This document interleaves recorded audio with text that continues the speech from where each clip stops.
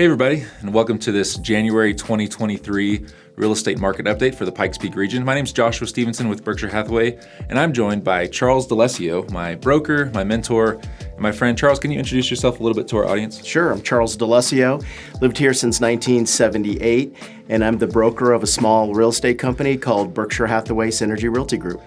Thanks. So what we're going to do today, Charles, is we're going to break down the numbers that we've gotten for the Pike region, and then I'm going to let the experienced, the wise agent, broker, owner kind of give us a little bit of a rundown of what that means. So the first thing I want to talk about are month-over-month statistics. Our listings were down about 30% this month-over-month. Sales down about 7%. Our average sales price, we did have a decline in that, about 6% month-over-month. Our median price also was down just a little bit, about 1.6%. And then our inventory actually, for the first time in a few months, shrank month over month from about 2.5 months of supply to about 2. Our year-to-date statistics, we're down in our listings about 40% from last December to this December. Sales down about 40% also. Again, our average sales price from December last year to this year down about 3.5%. Our median down again about 2.3%. And our supply, as we've talked about over the course of months, has exploded. Last year we had about 0.3 months of supply, so about 2 weeks of supply. Now we're again about 2 months. So as we look at these numbers, Charles, you've been in this industry a long time. Tell us, what do you see? What do these numbers mean for the consumer? Well, I think for the consumer, they just have to be more concerned about allocation or getting money. So a lot of job layoffs and uncertainty in the marketplace, not just, in real estate, but just in economics in general, have given people a little bit of pause. So I think the key is just be really smart with where you get your money from, and then just make sure that you're not just buying a piece of property just to have a piece of property and maybe, overpaying like we did over the last few years, but more just being thoughtful about what your wants and needs are. The truth is, though, is that Colorado Springs is a really great place to live. A lot of people are coming and going, and because of that, it allows people to have a little bit more choice than they had over the last 3 years. So I think if you're just patient, you're going to be okay. Yeah.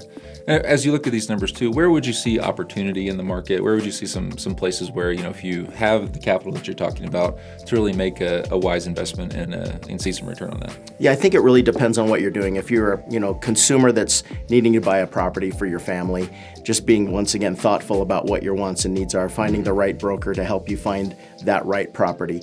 But if you're an investor, I think that you're going to have a tough sledding, for opportunities out there. So I think, once again, just being thoughtful. For a while, everybody was just going crazy about real estate and buying everything they could. They were overpaying for properties, and they were pretty desperate. And if I could just pivot a little bit to the agent side, agents that went through this kind of Black Friday scenario every day for 3 years. Now they actually have to work a little bit, market, advertise, and actually dig into their database. And a lot of them aren't experienced at doing that. So that's really critical to make sure that you pick the right agent. Yeah, and one of the things that I've loved about working with you, Charles, is that consistent encouragement, sometimes kicking the butt to go and do those things. We're seeing a lot of red numbers, a lot of down numbers here. Is there something in this data that you're looking at that you would say maybe the average consumer or maybe even the average agent would miss as they look at these numbers? I think the numbers speak for themselves, Joshua. At the end of the day, just once again, that patience and thoughtfulness is really critical. I'm not freaking out about the market, and neither should you. The truth is that there's going to be inventory there when you need it. You just have to be patient. And that's really good, I think, to be more thoughtful about your financial standing so that you don't make a bad decision. So I really feel like Colorado Springs, and I'm bullish on Colorado Springs and the Pikes Peak region, that Colorado Springs is going to weather the storm, and now we're going to get more to a balanced market, and I think that's going to be healthier.